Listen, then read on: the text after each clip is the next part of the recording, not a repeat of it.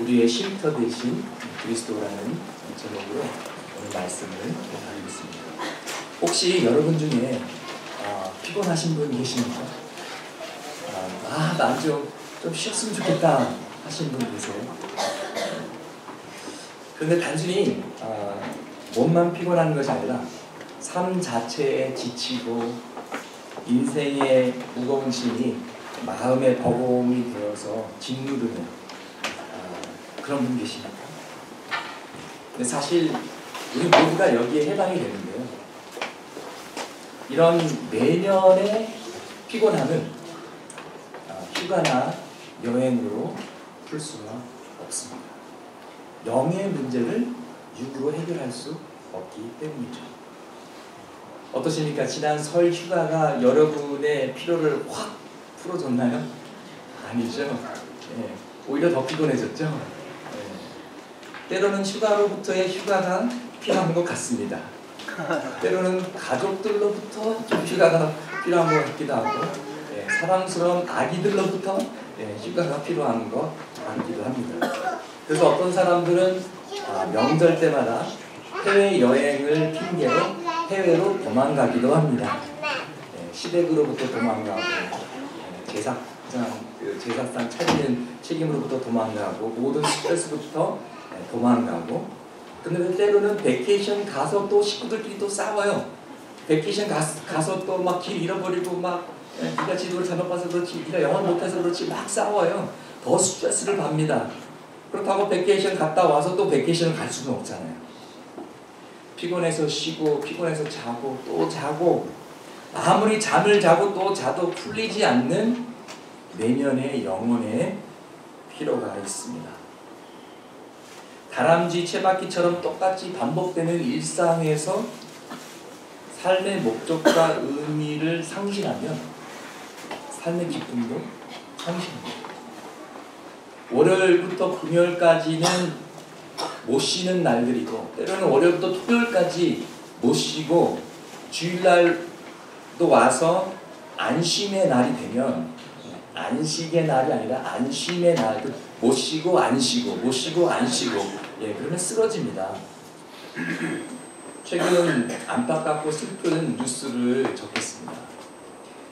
윤한덕 국립중앙의료원 중앙응급의료센터장이 51세의 나이로 급성 심장마비로 숨졌는데, 바로 일하던 책상 앞에 앉은 채로 발견됐습니다. 그것도 설날 바로 전날. 일하다가 과로사로 사망한 것입니다. 근데 이분이 2년 전 본인의 SNS에 이런 글을 올렸습니다. 오늘은 몸이 3개, 머리가 2개였어야 했다. 내일은 몇 개 필요할까? 응급의료센터에서 일하다 보니까 사람의 생명이 왔다 갔다 하다 보니까는 중대한 책임감을 느끼고 못 쉬고 안 쉬었던 거예요. 그래서 설 연휴에도 가족끼리 모이기로 했는데 못 쉬고 안 쉬고, 그러다가 안타깝게도 사망하게 된 것이죠. 참 좋은 사람, 책임감 있는 사람, 착한 사람이었던 것 같은데 너무 아깝고 너무 안타깝습니다. 너무 슬픕니다. 근데 여러분, 우리가 몸이 지치고 망가지고 탈진되고 병나고 과로사로 쓰러지지 않더라도 우리의 영혼과 마음도 지치고 상처받고 망가지고 병나고, 안식과 재충전의 시간이 없이는 우리의 영혼도 죽어가는 것을 여러분 아십니까? 혹시 영혼의 과로사로 이미 몇 번 쓰러지신 분들이 여기 계실지 모르겠습니다. 우리 영혼의 진정한 쉼터 되신 예수님께서 오늘 우리에게 이렇게 말씀하십니다. 수고하고 무거운 짐진 자들아, 다 내게로 오라. 내가 너희를 쉬게 하리라. 참된 너희의 영혼의 안식을 주리라. 아멘. 사실 여기서 설교 끝나도 되는데, 그래도 좀 아쉬우니까 좀 더 설명을 드리도록 하겠습니다. 먼저 안식은 하나님의 아이디어입니다. 안식을 만드신 분은 하나님이십니다. 하나님께서 6일 동안 하늘과 땅과 모든 창조물을 지으셨습니다. 그리고 제7일째 쉬셨습니다. 하나님께서 피곤하셨을까요? 6일 동안 이것저것 만들다 보니까 좀 쉬어야겠다 이러셨을까요? 아닙니다. 하나님은 주무시지도 않으시고 피곤해하시지도 않으십니다. 하나님의 사랑과 하나님의 에너지의 레벨은 절대로 내려가거나 소모되지 않습니다. 하나님은 여러분을 과거에도 최고로 사랑하셨고 지금도 사랑하시고 미래도 그렇게 사랑하실 것입니다. 아멘. 근데 그럼 하나님께서 왜 쉬셨을까요? 바로 우리들에게 좋은 본을 보여주시기 위해서 쉬신 것입니다. 우리들을 위해서 쉬신 것입니다. 일과 안식의 이 밸런스, 일과 안식의 리듬을 창조 질서에 심어두신 것입니다. 우리도 죽음과 부활의 진리를 창조물에서 보지 않습니까? 하나님께서 심어두셨기 때문에 그렇죠. 가을이 되면 낙엽이 떨어지고 나무가 죽는 것 같고 겨울이 오면 눈이 오고 춥고 꽃은 다 죽은 것 같고 생명이 없는 것 같지만 봄이 오면 어김없이 새싹이 트고 꽃이 피는 것을 볼 수가 있습니다. 자연에도 죽음과 부활의 코드를 하나님께서 심어주신 것처럼 하나님께서 제7일째 쉬심으로써 안식일을 정함으로써 안식의 코드를 심어 놓으신 것입니다. 여러분 신기하지 않습니까? 이 세상에서 모든 사람들이 하나님을 믿지 않더라도 창조주 하나님을 믿지 않더라도 불교를 믿더라도 다 7일 일주일 되는 그 달력을 가지고 생활하고 있습니다. 본인들이 믿든 안 믿든 6일 창조 플러스 안식일이 달린 7일의 일주일의 패턴 가운데 살아가고 있습니다. 누구나 다 안식이 필요하기 때문에 그런 것이죠. 여러분 땅과 흙도 안식이 필요한 거 아십니까? 땅에서 계속 농사를 짓고 과일나무를 심다 보면 땅에 있는 제한된 영양분이 결국 소모되고 다 없어지게 됩니다. 그래서 하나님께서 땅도 7년째 되는 안식년에 안식을 주라고 명하셨습니다. 땅에 있는 영양분이 재충전되는 시간을 주라고 그렇게 하신 것입니다. 여러분 흙도 휴가가 필요해요. 흙도 안식이 필요한데 흙으로 지음받은 인간이 안 쉬면 어떻게 되겠습니까? 그런데 우리에게 필요한 것은 휴가가 아니라 진정한 영의 안식입니다. 그리스도 안에 우리가 누릴 수 있는 안식입니다. 단순한 스트레스 관리가 아니라 하나님의 임재하심에서 하나님의 사랑을 맛보고 하나님과 교제하는, 그래서 내가 왜 사는지도 알고 내가 사랑받는지도 알고 내가 앞으로 어떻게 나아가야 될지도 아는 재충전되는 이런 안식이 필요한 것입니다. 세상 최초로 안식을 취한 분은 하나님이십니다. 그리고 하나님께서 그 안식으로 우리를 초대하십니다. 나의 안식을 맛보아라. 영혼이 소생되는 것을 체험해라. 영혼이 재충전되는 것을 경험하라. 이 쉬게 하리라, 이 안식이라는 이 헬라어 원어 단어에는요 두 가지 의미가 담겨져 있습니다. 첫째는 얼스타, 모든 것을 그냥 딱 멈추고 쉬라는 그런 뜻이고요. 또 하나는 refresh 받아라, 재충전 받아라, 새로워짐을 체험하라 라는 재창조, recreation, recreation이 아니라 recreation이라는 뜻이 담겨져 있습니다. 그렇기 때문에 여러분 안식은 사치가 아니라 꼭 필요한 것입니다. 영과 육의 건강을 위해서 투자해야 되는 것이고요. 하나님을 향한 초점을 잃지 않는 방법입니다. 그런데 많은 사람들은 안식을 단순히 여가, 오락, 쾌락, 인터테인먼트 정도로 대체시킵니다. 물론 여행과 오락은 잠시 재미있을지는 모르지만 우리의 영혼을 소생시킬 수는 없습니다. 어떻게 육의 방법으로 영을 치료합니까? 그저 기분 전환, 웃음, 레크리에이션 정도로 끝나는 것이죠. 그러나 예배가 있고 은혜가 있고 하나님과의 인격적인 만남이 이루어지면 영혼이 다시 살아납니다. 소생하게 되고 재창조의 역사가 일어납니다. 진정한 힐링이 일어납니다.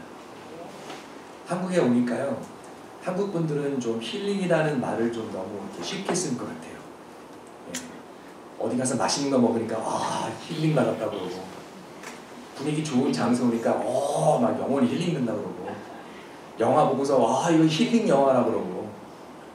근데 그거는요, 음식 먹고 참 만족스럽다, 기쁘다, 이렇게 멋있는 장소에 오니까 참 마음이 시원하고 기분이 좋다, 이 음악을 들으니까 참 감동이다, 이 영화 보니까 막 눈물이 나온다, 그동안 메말랐던 내 감정에 자극이 온다, 이런 뜻이지, 진정한 영혼의 힐링과 소생은 아니라는 것이죠. 예수 그리스도를 만나야만 진정한 힐링이 있는 줄 믿습니다. 예수를 만나야 상처의 치유도 있고요, 삶의 기쁨도 얻고요, 미래에 대한 소망도 보입니다. 한국의 경제나 미래를 보면 어두운 부분들이 많지만 예수를 믿으면 소망을 가질 수 있습니다. 아멘. 예수를 만나야만 인생의 목적과 의미를 회복합니다. 오늘 마태복음의 흐름과 맥락은 이렇습니다. 바리새인들은 평생 하나님 말씀만 달달 외우던 사람들이고요. 특별히 모세 율법 613개를 다 세워봤어요. 613개. 그것을 달달 외우면서 철저히 지키려고 노력했던 사람들입니다. 좋은 의도를 가졌던, 하나님을 잘 믿어보려고 했던 사람들이죠. 그런데 613개 율법을 구체적으로 적용시켜야 되잖아요. 삶에서 순종해야 되잖아요. 그러다 보니까 구체적으로 이 율법을 지키려면 A, B, C, D, 1, 2, 3, 4, 5, 6 이거를 쭉 만들게 된 거예요.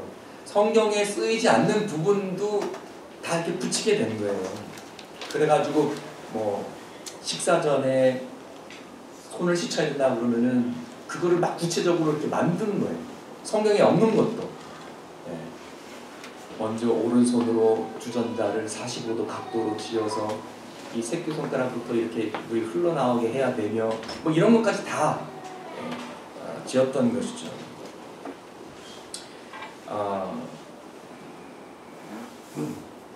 그래서 이제 그러다 보니까 너무 율법주의적이 돼버린 거예요.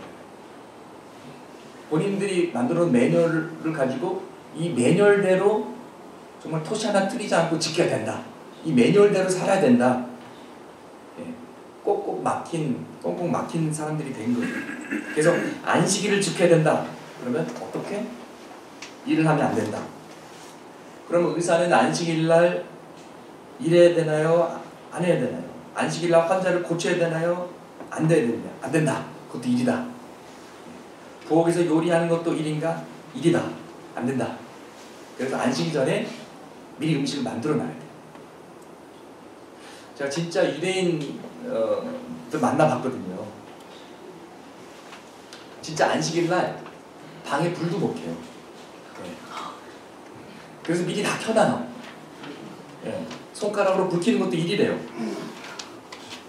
제 그 대학교 친구 룸메이트가 유대인이었는데, 그 룸메이트들이 그 까먹고 불을 다 껐대요. 그래가지고 불 좀 켜달라고. 왜 네 손을 삐었냐? 안식일 어기면 안 돼. 그런 기억이 있습니다. 그래서 이제 운전하고 가다가 금요일날 저녁에 해가 지면서 안식일이 시작되잖아요. 운전하다 가다가 금요일날 해가 지면은 차 딱 멈추고 거기가 어딘지 그냥 차 주차하고 거기서부터 걸어서 집에 가야 돼요. 네. 제가 보기에는 그게 더 일인데 진짜 너무할 정도로 율법주의적이에요.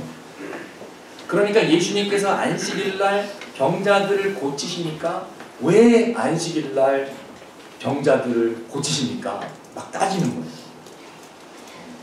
지금 환자가 고침을 받았으면 기뻐해야 되는데 큰 그림을 놓치고 막 율법적으로 따지게 된 거예요. 지금 하나님께서 일하신다, 이게 중요한데 왜 일합니까? 이걸 가지고 따지는 것이죠. 우리가 율법주의를 극복하는 방법은 하나님께서 정말 기뻐하시는 것이 무엇일까? 이 질문하는 것이다. 자비를 베푸는 것일까? 아니면 율법을 잘못 적용하면서까지 환자를 고치지 않는 것일까? 무엇을 더 기뻐하실까요? 예수님은 하나님께서 기뻐하시는 일을 했는데 안식일임에도 불구하고 환자들을, 병자들을 고치셨습니다. 그것이 더 하나님께 영광이 됩니다. 이런 바리새인들의 이 지나친 이 가르침 때문에 소위 그 당시 평신도들, 보통 사람들은 율법이 너무 버거운 거예요. 613개 율법을 다 외울 수도 없을 뿐더러 그러면 613개의 율법의 그 하나 아래 또 막 20가지, 30가지 조항이 있거든요. 그걸 어떻게 다 지킵니까? 난 도저히 율법을 못 지키겠다. 그래서 아예 신앙을 포기하는 사람들까지 나오게 됐습니다. 그래서 그런 사람들을 예수님께서 불쌍히 여기시고 수고하고 율법에 무겁고 버거운 짐을 짐진 자들아 다 내게로 오라. 너희가 율법으로 구원을 받으려고 하니까 얼마나 힘드냐? 내게로 오라. 율법의 문제는 내가 책임지겠다. 율법은 내가 대신 완벽하게 순종하겠다. 그리고 그 순종과 의를 크레딧으로 너에게 주겠다. 너희가 나를 믿기만 하면 거저 주겠다. 여러분, 이것이 은혜입니다. 그래서 우리는 율법으로 구원받는 것이 아니라 예수님을 믿고 은혜로 구원받는 것입니다. 할렐루야. 네. 이것이 믿음으로 의롭다함을 얻는 칭의라는 것이죠. 예수님의 의가 나에게 계좌 이체로 주어져서 하나님께서 죄인인 나를 의롭다고 선포하시는 것입니다. 어떻게 이것이 가능합니까? 예수님께서 이 땅에 오셔서 하나님의 율법, 하나님의 뜻을 완벽하게 순종하시고 또 나의 죄값을 대신해서 십자가에서 죽으시고 희생하셨고 또 부활하셨기 때문에 가능한 것입니다. 얼마나 감사합니다. 예수님의 사랑 때문에 이것이 가능한 것입니다. 수고하고 무거운 짐진 자들아 다 내게로 오라. 내가 너희를 쉬게 하리라. 예수님의 이 말씀에는 예수님의 사랑이 담겨져 있습니다. 얼마나 힘드냐? 내가 너를 도와줄게. 여기서 쉬게 하리라는 원어에는 모든 것을 멈춘다는 뜻이 담겨져 있다고 말씀드리지 않았습니까? 613개의 율법을 다 못 지키니까 그럼 우리 어떻게 해야 되나요? 한 3분의 1만 지킬까요? 그러면 되나요? 아니요. 한 100개만 지킬까요? 아니면 더 줄이면 지킬 수 있나요? 한 10개만? 10계명만? 근데 10계명에도 거짓말하지 말아라. 벌써 여기 딱 걸리잖아요. 아이고. 아니면 1번. 제1번. 너는 나 외에 다른 신들을 내게 두지 말라. 근데 우리가 살다 보니까요. 돈이 좋아요. 네. 없는 것보다는 낫더라고요. 네. 그리고 살다 보니까, 연애하다 보니까 여친이 더 좋고 남친이 더 좋아요. 네. 물론 결혼하면은 약간 미쳤지. 왜 결혼했지? 후회하지만. 그리고 살다 보니까 하나님의 뜻을 구하는 것보다 그냥 내 마음대로 사는 게 더 편해요. 내 생각이 더 좋은 것 같아요. 그리고 자녀들은 눈에 넣어도 아프지 않을 정도로 막 사랑스러워요. 그러다 보니까 하나님은 자꾸만 우선순위에서 뒤처지는 거예요. 우선순위 1번이 아닌 거예요. 이것을 성경은 우상숭배라고 합니다. 나는 내 직장에 충실한 것뿐이야 라고 변명하지만 우상숭배라고 읽습니다. 여러분, 우리는 하나님의 법을 하나도 제대로 지킬 수가 없습니다. 죄인이기 때문에 그렇습니다. 죄인이 의인처럼 살려고 하는 것처럼 더 무거운 짐은 없습니다. 안 됩니다. 그래서 빨리 백기를 들고 하나님, 저는 못합니다. 나를 구원하여 주시옵소서. 항복하는 것이 솔직한 길이고 지혜로운 길입니다. 나는 내 자신을 구원할 수 없습니다. 나에게는 구원자가 필요합니다. 하나님이 필요합니다. 주여, 나에게 자비를 베푸소서. 나를 구원하여 주시옵소서.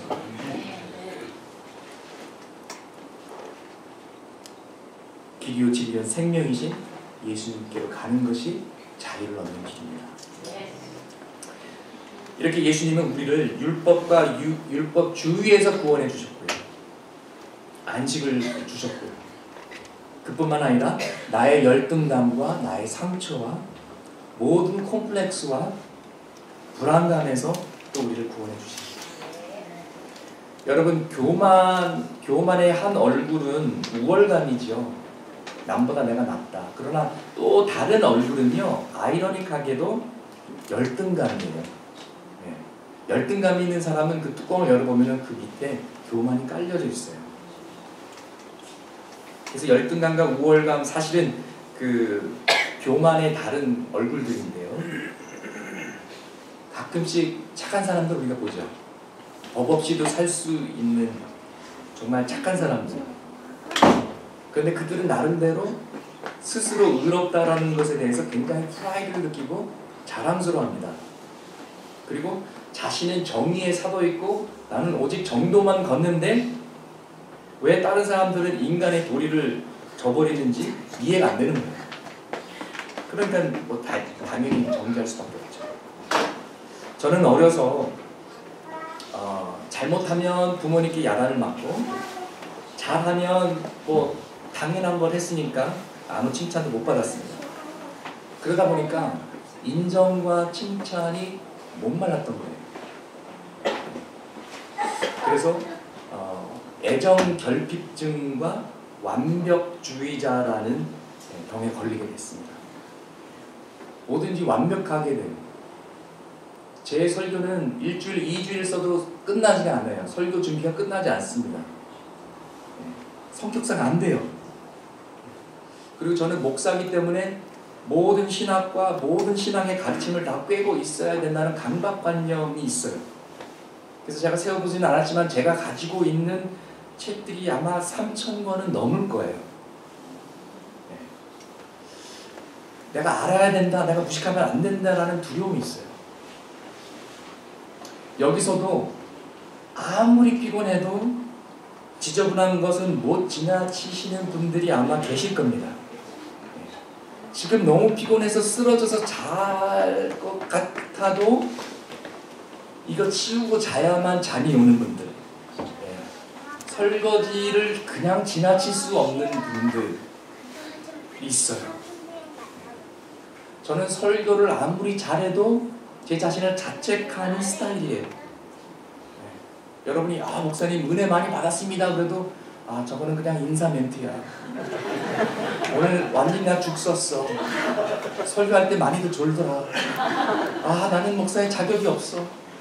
상일교에서 내가 부족한 목사라는 것을 발견하면 아마 쫓아낼 거야. 주여. 늘 이런 두려움과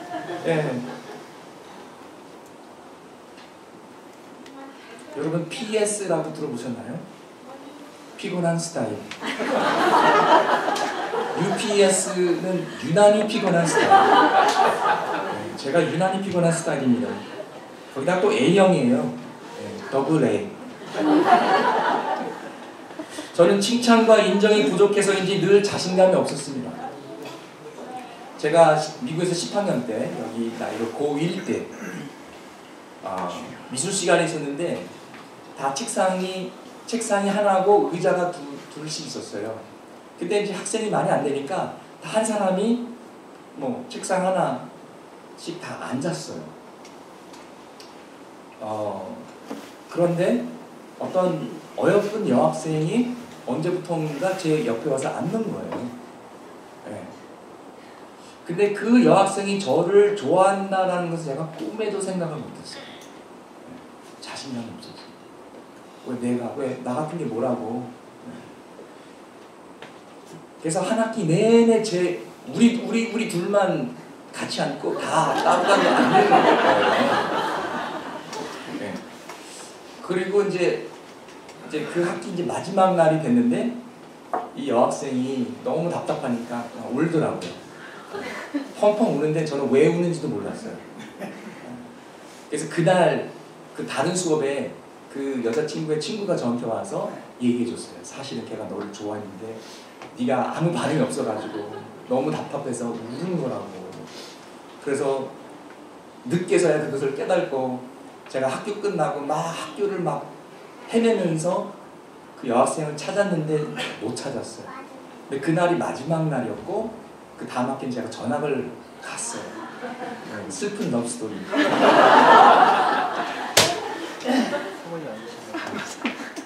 그러다가 제가 대학교에서 제 아내를 만났습니다. 네, 제 아내는 저의 첫사랑이자 첫 데이트자 마지막 데이트예요. 네, 내가 이 여자를 놓치면 나는 평생 결혼을 못한다. 이 여자를 붙잡아야 된다. 네, 너무너무 감사했어요. 네, 저같이 보잘것 없는 사람 그래가지고 어띵거와 그냥 확 잡았죠. 그런데 제가 주님을 만나서 깊은 사랑을 체험하면서 무너졌던 자존감, 자신감이 조금씩 회복되기 시작했습니다. 저의 상처들이, 사랑 결핍증이, 자신감 없음이 회복되기 시작했습니다. 참된 안식을 경험하기 시작했습니다. 주님 안에서 사랑, 변하지 않는 사랑, 흔들리지 않는 사랑, 온 세상이 나를 버려도 하나님은 나를 버리지 않으시리, 이것을 체험하기 시작했고요. 제 자신의 존재 가치를 느끼게 됐고 나는 사랑만 받은 자이다. 삶의 목적과 의미를 발견하기 시작했습니다. 하나님만이 주실 수 있는 샬롬, 지각을 뛰어넘는 하나님의 평강을 누리기 시작했습니다. 그리고 이것을 가져다준 통로는 주로 예배와 성경 공부, 큐티 말씀 시간과 기도 시간이었습니다. 윌리엄 윌버포스라는 사람은 19세기 초 영국 하원 의원이자 독실한 크리스천이었습니다. 그는 대영 제국의 노예 제도를 폐지하는데 강력한 영향력을 행사한 사람이었습니다. 그의 삶을 그린 어메이징 그레이스라는 영화가 2006년에 나오기도 했죠. 그런데 이 노예 폐지법이 나오기까지는 20년이라는 세월이 걸렸습니다. 그리고 엄청난 반대 세력과 맞서서 싸워야 했습니다. 또 대기업자들의 이익을 침해하기 꺼리는 정치인들을 설득해야 했고요. 노예 제도의 불이함과 잔인함을 입증하는 방대한 문서들, 또 사인 얻으러 다녀야 됐고요. 또 노예 폐지로 손해를 볼 여러 세력들과 싸워야만 했습니다. 매일매일 엄청난 용기가 필요했고요. 끝까지 포기하지 않는 사명의식이 필요했습니다. 윌리엄 윌버포스는 어디서 그런 힘과 용기를 얻었을까요? 바로 주일날 예배를 드리면서 얻었습니다. 주일날 예배 드리는 것이 그를 지탱하게 해주었습니다. 그가 필요한 지혜, 에너지, 담대함을 주었습니다. 그가 정치적인 욕심과 야망의 유혹을 받았을 때, 너무 힘들어서 적당히 타협하고 싶었을 때, 그때마다 주일 드리는 예배는 그의 중심을 바로 세워주고 하나님께 다시 초점을 맞추도록 해주었던 것입니다. 그는 그의 일기에 이렇게 기록했습니다. 오늘처럼 쉬면서 신앙에 전념할 수 있는 날을 주신 하나님을 찬양합니다. 오늘 이 땅의 것들은 그 원래의 사이즈를 드러내고 내 야심은 수그러 들었습니다. 예배를 드리면서 세상을 하나님의 관점으로, 하나님의 가치관으로 보게 되는 것입니다. 윌리엄 윌버포스는 분주한 생활 속에서 주 안에서의 안식을 체험했기 때문에 하나님께서 역사를 바꾸는 인물로 사용하셨습니다. 안식을 통해서 삶의 전체적인 균형을 놓치지 않았고 하나님이 주신 사명을 놓치지 않았고 삶의 우선순위를 뒤바꾸지 않았습니다. 우리도 예배를 통해 하나님께서 주시는 삶의 목적과 의미를 깨닫게 됩니다. 내가 왜 사는가? 내가 무엇을 위해 사는가? 누구를 위해 일하는가? 나는 먹고 살려고 일하는 것이 아니라 하나님의 일을 하려고 산다라는 것을 발견하게 됩니다. 여러분, 여러분에게 직장과 일터가 있더라도 여러분의 본업은 복음입니다. 우리는 복음의 증인으로 부르심을 받은 것입니다. 그렇다면 사실 직업의 귀천은 없는 것입니다. 우리가 무엇을 하든지 아무리 보잘것없는 일처럼 보여도 하나님께서 부여하시는 의미가 있다면 그것은 귀한 일입니다. 아멘. 제가 제일 싫어하는 사람은요, 뭐 식당에서 일하시는 분들이나 화장실 청소하시는 분들 막 얕잡아보고 막 갑질하는, 저는 그런 사람들 딱 질색이에요. 하나님의 형상으로 지음받은 귀한 사람인데, 예수 그리스도께서 귀한 보혈을 흘린 귀한 영혼인데 왜 얕잡아보고 왜 무시합니까?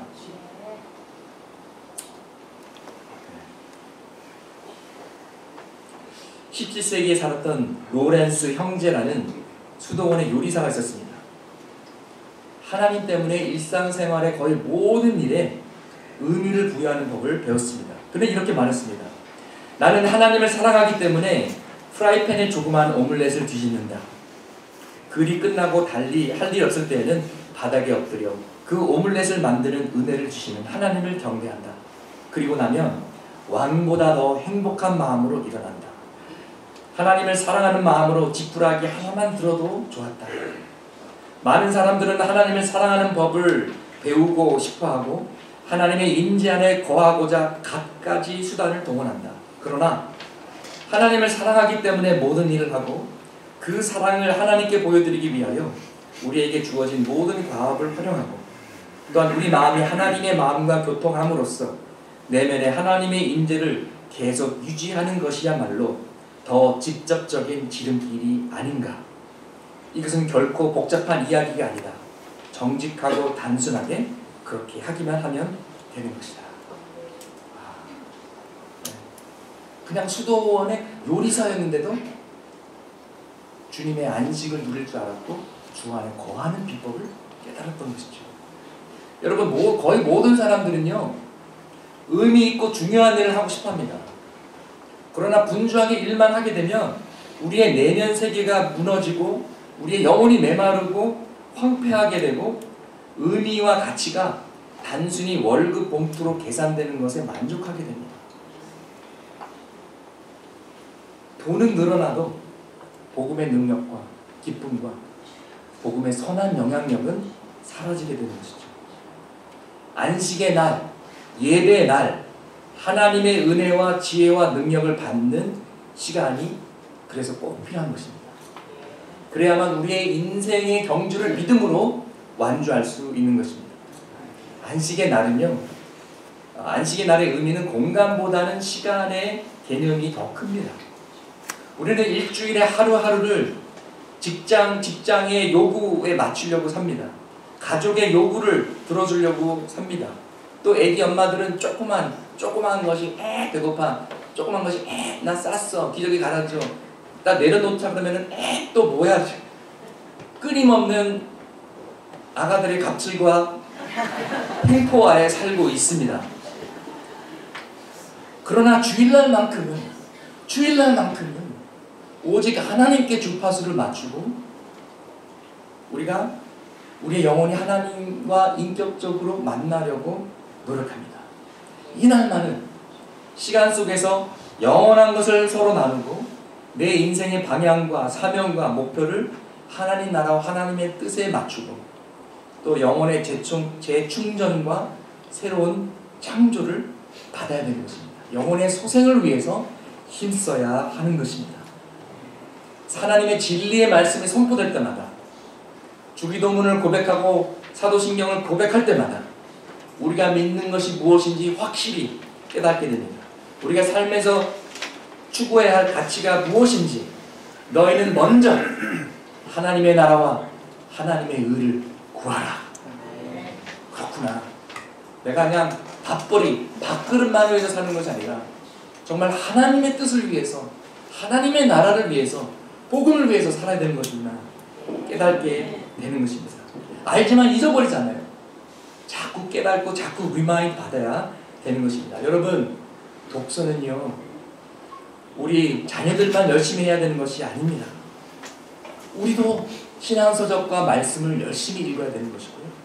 공부는 학교 다니는 학생들만 해야 되는 것이 아닙니다. 우리도 평생 학습자가 되어서 끊임없이 예수 그리스도의 제자가 된다는 것이 어떤 것인지 배워야 됩니다. 삶의 지혜를 사랑하라 우리는 알잖아요. 근데 구체적으로 어떻게 사랑해야 됩니까? 그렇다면 사랑의 언어 5가지가 뭔지 알아야 되잖아요. 내 자녀가 지금 원하는 것은 나의 관심과 시간인데 돈으로 메꾸려고 그러면은 그 사랑이 전달됩니까? 저는 중고등부 사역을 10여 년 넘게 하면서 이제 수련회 같은 데 가서 마음이 열리면 제가 물어봐요. 너는 너의 아빠 엄마가 너를 사랑한다고 믿냐고 물어보면요, 95%는 안 믿는데요. 우리 엄마 아빠는 내 성적표만 관심 있지 나는 사랑하지 않는데요. 부모들이 들으면은 깜짝 놀랄 말인데 아이들은 그걸 진짜로 믿어요. 왜냐하면 사랑의 체감 온도를 못 느끼기 때문에 그런 거예요. 부모가 내가 편한 스타일로 사랑하고 그냥 내 방식대로 사랑하기 때문에 나는 사랑한다고 하는데 정작 자녀들은 그거를 못 느끼는 거예요. 체험하지 못하는 거예요. 배워야 됩니다.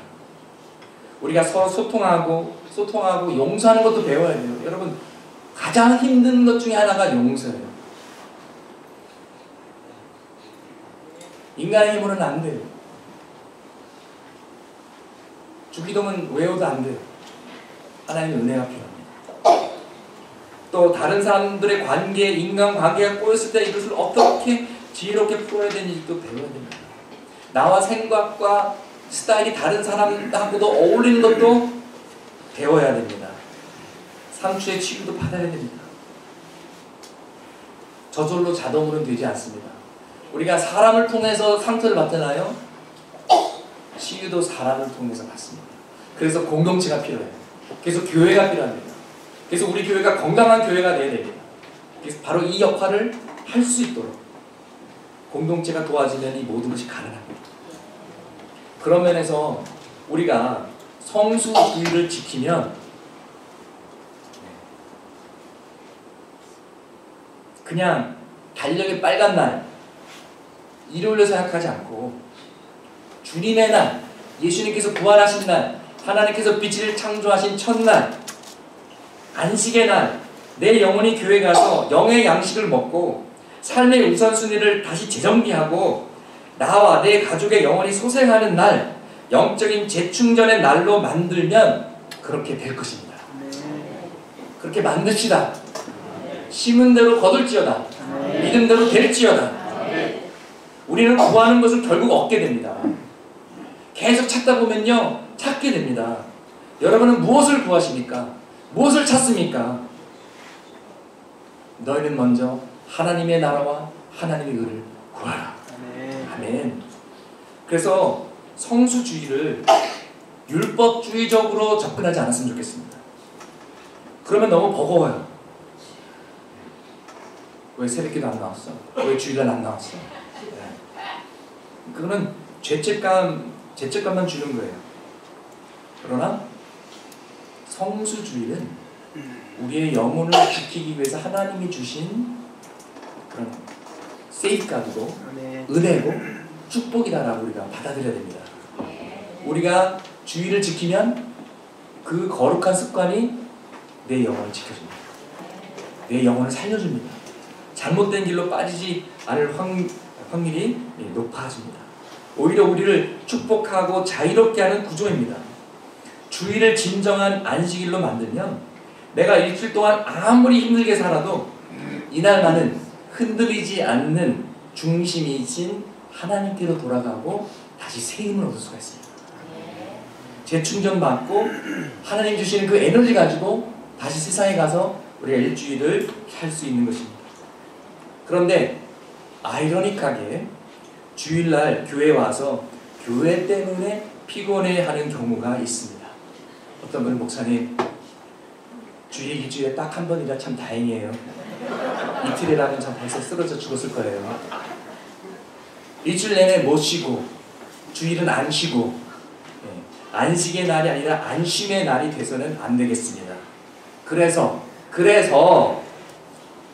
2019년 새해에는 저희가 가르치게 합니다. 교회 시간의 흐름을 재조정할 것입니다.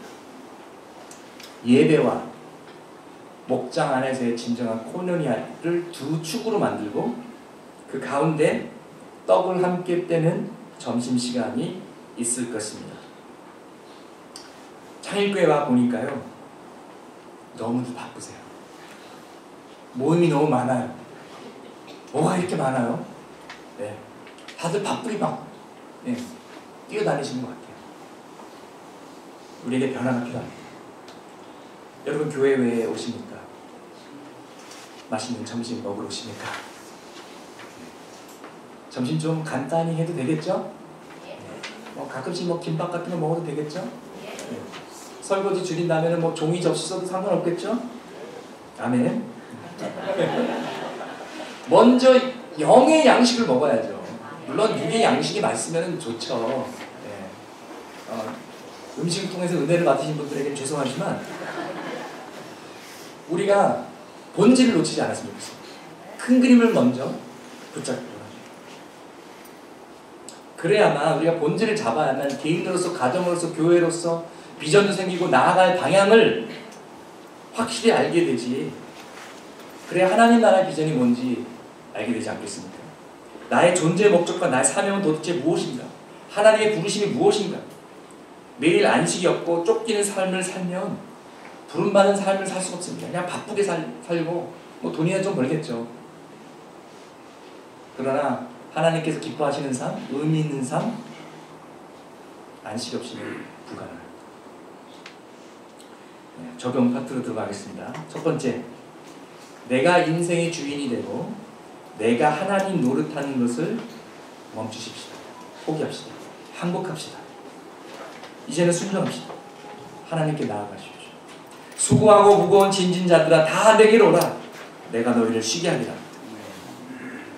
우리도 모르게 율법대로 살려고 했다면, 내 자신의 어떤 기준대로 살려고 했다면, 내가 내 스스로 내 자신을 구원하고 나의 기준으로 내 인생을 살아가려던 그 노력들이 이제 다 멈추고 다 내려놓고 이제는 주님께 나아가십시오. 두 번째, 주일을 안식의 날로 만드십시오. 성수주일을 율법적인 접근이 아니라 하나님께서 6일의 창조 후에 우리의 축복을 위해 쉬었던 그 의미의 안식을 맛보십시오.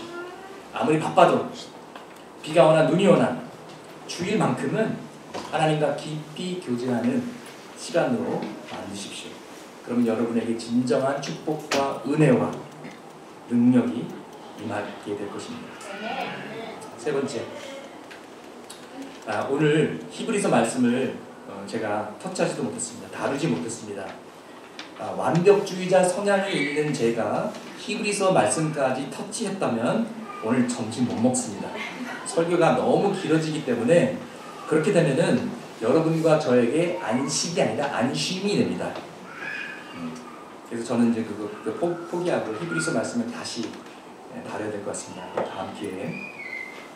근데 히브리서 말씀의 핵심 포인트는요, 마음문을 열고 하나님과 싸우지 말고 하나님과의 대적 관계를 정리하고 이제는 하나님께 순종하고 항복하고 순복하라는 것입니다. 그래야만 하나님의 안식에 들어간다는 것입니다. 이 땅에서 예수 그리스도께서만 주시는 샬롬을 체험하고 또 죽어서는 하나님 나라의 영생에 임하게 되는 것이죠. 이 관문을 통과해야 됩니다. 오늘 마침내 드디어 하나님께 여러분의 마음을 여십시오. 하나님께 예스하십시오. 하나님, 제 뜻대로 한번 해봤는데요, 완전 망했어요. 이제는 하나님 방법으로 하겠습니다. 하나님 원하시는 대로 살겠습니다. 결단하십시오. 네 번째, 마지막으로 여러분 가운데서는 건강이나 재정이나 인생의 문제들, 인생의 버거움 때문에 힘들어하시는 분들이 계십니다. 너무 아팠던 시절, 너무 힘들고 지치는 분들 계십니다. 이제 주님 앞에 나와 그 무거운 짐을 벗으시기를 바랍니다. 저는 윤복희 가수를 잘 모릅니다. 저희 시대 분도 아니고 제가 자라면서 듣던 가수도 아니고 저희 어머님 세대시죠. 사실 오늘 설교의 내용과 방향도 제가 처음에 계획했던 것과 완전히 하나님께서 다르게 인도하시는데요. 아마도 오늘 이 메시지를 들어야 하실 분이 한 분이라도 계신 것 같습니다. 또 기도하는데 얼마 전에 저희 어머님이 이 윤복희 권사님이시죠. 이분 간증과 뭐 노래 뭐 이런 걸 보내주셨는데 완전 제 스타일 아니거든요.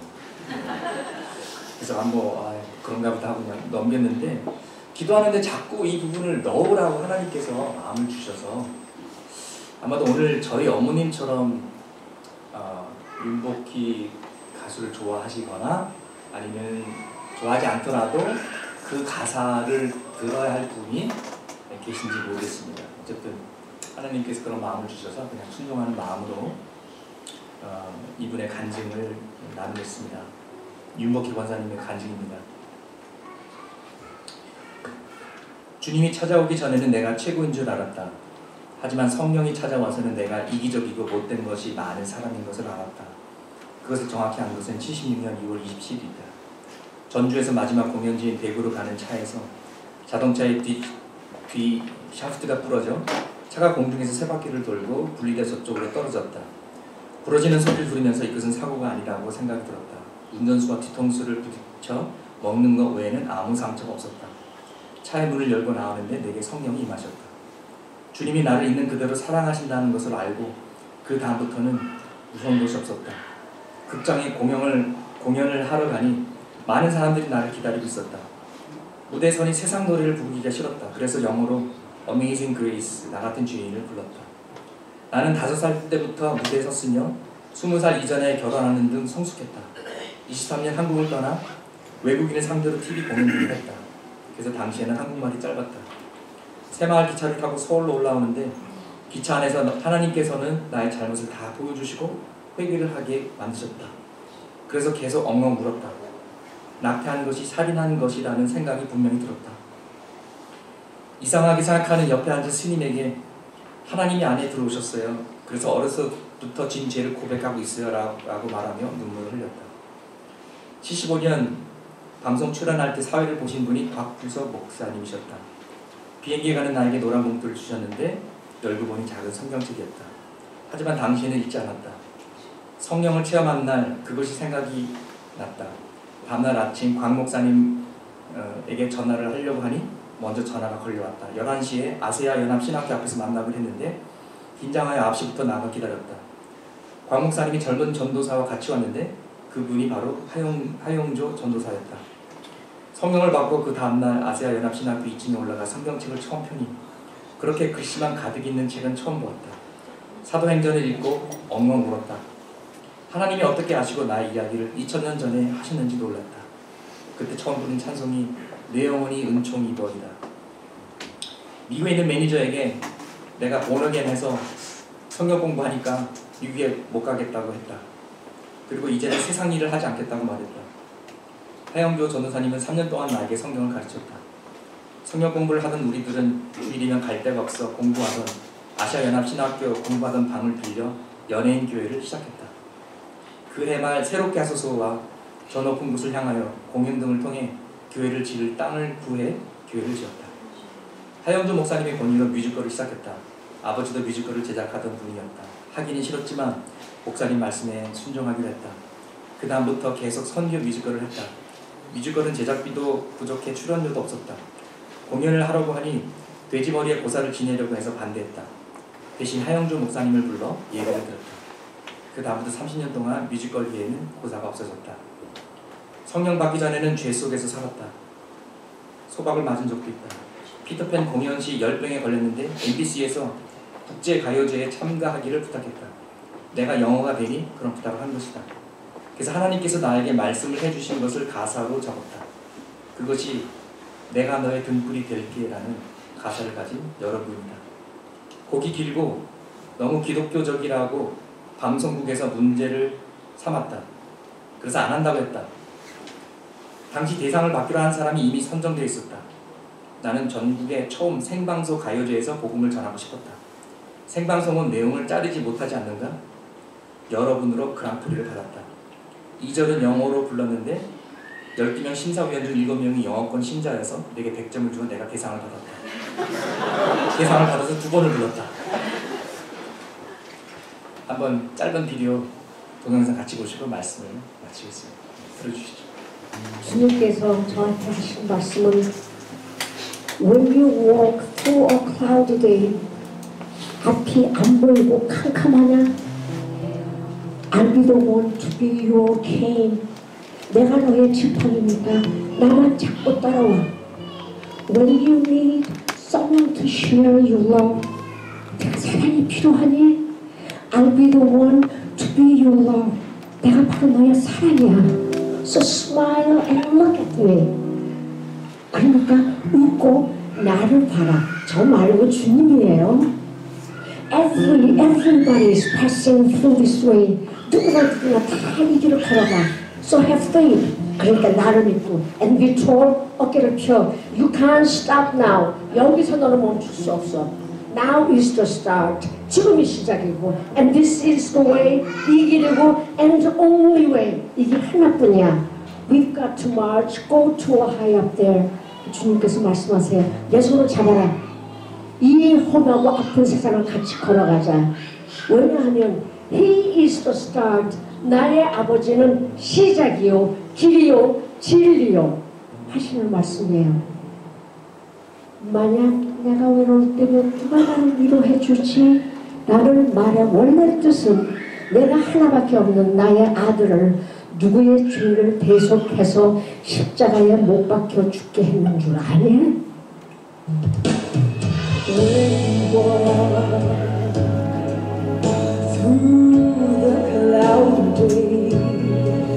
He said, I'll be the one to be your king. When you need someone to share your love, he said, I'll be the one to be your love. So smile.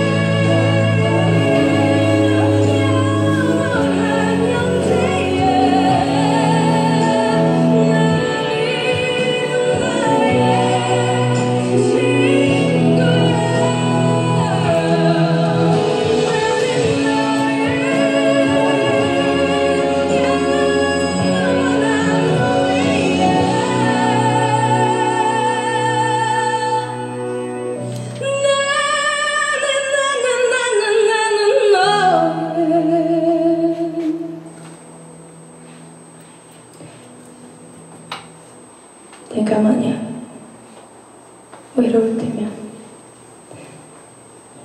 누가 나를 위로해주지? 바로 여러분.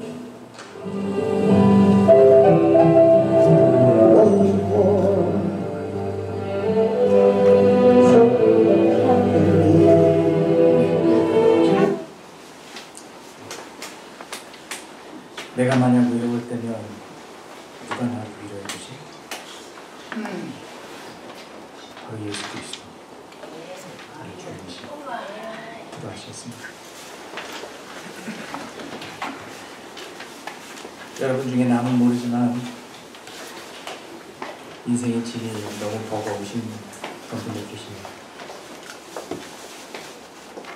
제가 열심히 살려고 하는데 일이 마음대로 풀리지 않고 관계도 좀 꼬이고 남은 것은 상처와 후회뿐입니다. 그런 분들이 계신다면 주님께서 여러분을 초대하십니다. 수고하고 무거운 짐짐들 다 내게로 내가 너를 쉬게 할게. 또 여러분 가운데 교회 몸은 왔다 갔다 했지만 정말 예수 안에서 참된 안식을 제대로 체험하지 못하신 분들이 있습니까?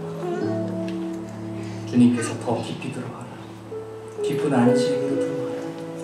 깊은 사랑과 은혜를 체험하라고 여러분을 초대하십니다. 오늘 어느 부분에서 하나님께서 여러분에게 가슴을 후벼파는 말씀을 들었는지 모르겠습니다. 그러나 하나님께서 성령님께서 조명하는 그런 부분이 있다면 그 부분 가지고 함께 기도하기를 합니다. 주님, 나의 짐을 십자가 앞에 내놓습니다. 주님, 내가 주일을 안식의 날로 삼기로 결단합니다. 무엇이든지 내게로 오라고 하시는 주님 앞에 이 시간